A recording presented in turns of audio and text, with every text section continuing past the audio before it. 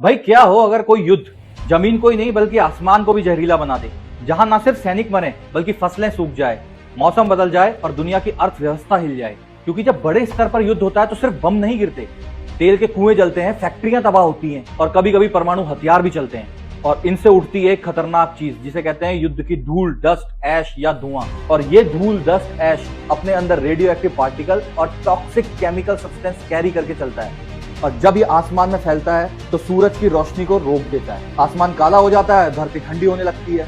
पर इसका असर सिर्फ युद्ध वाले देश पर नहीं पड़ता, इसका असर झेलती है पूरी दुनिया, पूरा इकोसिस्टम, पूरा ग्लोबल एनवायरनमेंट। ये कोई कल्पना नहीं है क्योंकि इतिहास में ऐसा पहले हो चुका है। थोड़ा पीछे चलते हैं। 1707 में जापान का माउंट फूजी वॉल्केनो फटा था, जिसमें लावा तो नहीं निकला पर ऐश इतनी निकली थी कि पूरा टोक्यो उसमें दब गया था।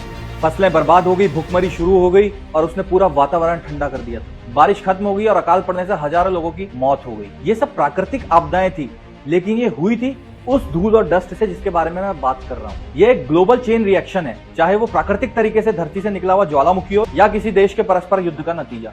जब ये धूल आसमान में छा जाती है तो इसका असर हर इंसान, हर व्यक्ति और पूरी दुनिया में होता है। तब जापान के ज्वालामुखियों ने देश का भविष्य बदल दिया था और आज अगर कोई बड़ा युद्ध होता है तो वो इस ग्रह का भविष्य बदल देगा। तो जो भी लोग युद्ध के पक्ष में हैं, क्या वो इस आसमान के कहर से बचने के लिए तैयार हैं?